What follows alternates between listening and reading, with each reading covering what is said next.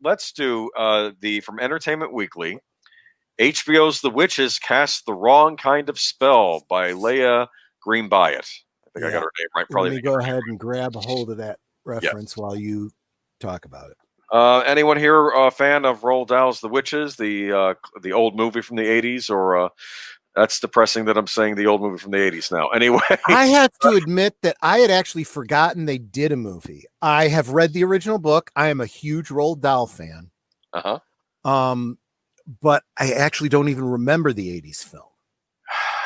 Yeah. You know what that is? I was a kid when I saw it, and it didn't leave a lasting impression. And I loved Willy Wonka and the Chocolate Factory. That went in the VCR as much as Star Wars did when I was a child. But as a fan of Roald Dahl, I do recognize that Willy Wonka and the Chocolate Factory has some great differences from the book. So I do see them as two separate things. Gotcha.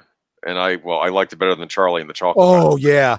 Charlie and the Chocolate Factory claimed that it was trying to be more faithful to the book. It was not. And it was not. And are we running into that here with this new Witches movie? I haven't seen it, so I can't comment on it. I don't know. I haven't seen it. My first reaction is I see who's cast in it and I go, I don't know. She's a good enough actress that I know she could probably play the role, but that makes me question if you chose her, what is the director doing with it? I don't know. But the article sure sounded like they didn't have a great deal of faith in it. Yeah, it's that's Anne Hathaway, right? Anne Hathaway, who I kind of have a love-hate relationship with. I mean, she's hit or miss. I'll say that. Yeah. As far as the Witches go, they changed it from 80s England to 1968 Alabama. That's a huge problem to begin with. I'm telling you, that is the first problem I'm going to have with any interpretation. A setting is as important as a characterization because the location in and of itself is like a character. Yes, exactly. Perfect. Because I would often tell when I would do creative writing lessons, I would say, your setting can be a character in and of itself, Yeah, exactly. I mean, it's important because I've said this about shows set in Chicago, shows and movies and so forth. I get something extra out of it as a Chicagoan. I look at that and I go, there's a shade of meaning that a lot of people aren't getting out of it. Chicago is not New York. And if you set something in Chicago, it's going to be very different than if you set it in New York. For example, you go and set it in London, forget it. Now we're talking about two completely different countries. Culture is different. And I think that's the problem. People forget that culture is important too. Yeah, much different places. 1960 Alabama from 1980s England. Exactly. And I think they argued that it was too mature and scary for the target audience. I don't necessarily have a problem with that because when I was a kid, I used to watch terrifying children's movies. Like every children's movie in the 80s was kind of scary if you think about it. Yeah. And I don't know. I feel like there was this expectation that was okay, that kids could handle it more. I don't know if that's more or less true now. I don't really know. But yeah, there's something to the films of Roald Dahl, based on Roald Dahl books that have been done by Tim Burton, Charlie and the Chocolate Factory notwithstanding, have been a good connection. Tim Burton works really well with Roald Dahl's, material, source material. Yeah. I think that he made some serious missteps with Charlie and the Chocolate Factory. I'm not going to say the casting of, but the characterization that they chose for Johnny Depp in that film, the additional character of his father, that whole backstory, never should have ever happened. But by and large, Tim Burton is a good match for Roald Dahl's source material. And there is a certain mentality that needs to go into a Roald Dahl adaptation. You know, that's all I can offer to this topic. Yeah, I mean, I'm trying to remember what other Roald Dahl movies Burton did, but Robert Zemeckis is doing this one, and I have nothing against Robert Zemeckis. Let's face it, he's done some of my favorite films. Yeah. I'm just thinking that some of these choices were a serious misstep.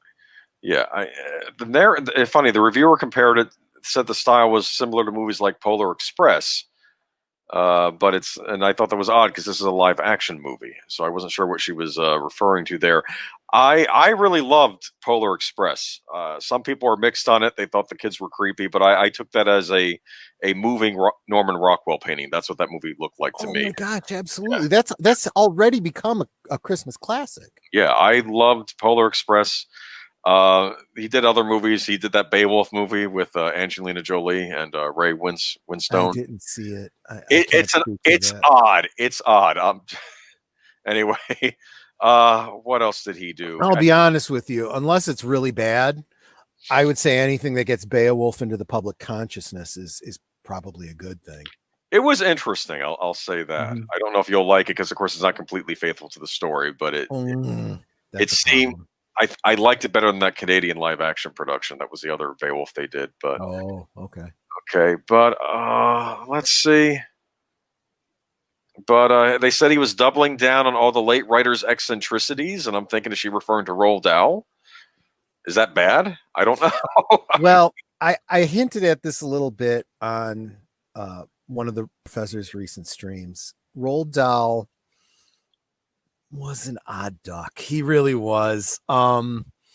He put some stuff into his children's books that don't mean a lot, in the context of the children's books, but taken in context with his other writings, his more adult writings, very, very creepy. If you want to go down a terribly disturbing rabbit hole, do a little research on what a snozberry is. Oh, and but be warned, if you choose to go down that route, don't blame me. I'm warning you in advance. You may not like what you find. Is this like curiosity killed the cat sort of thing? It could be, yeah. Okay. So there's a line in the original book, which appears in Willy Wonka and the Chocolate Factory. Snozberry. Who ever heard of a snozberry? And this is when they're licking the flavored wallpaper. Right. Okay. Well, remember, this is a young girl who is saying this line, right? Oh no.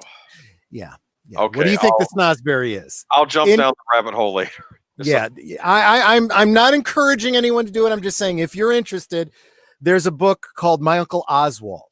It's a very adult book. It was not written for children, and it gets into what a snozberry actually is in the world of Roald Dahl. Oh no. And it becomes very disturbing when you read that in light of Willy Wonka and the Chocolate, or Charlie and the Chocolate Factory. Oh, well, and it was intentional. It was what he meant. It was a disgusting joke, and it just filthy. It was the late 60s, early 70s, right? So yeah. Anyway, apparently the Witches went straight to HBO Max. I assume this was supposed to be a theatrical release, and they said the year's getting longer, and we're not releasing anything. In a way, this could have very easily fallen under our update of Hollywood's, apocalypse. I think that's exactly it. And in fact, I think our next topic is going to get into that too. It's every time you see something that gets released on streaming instead of in the theaters, it's a failure on the part of Hollywood. They're taking a loss.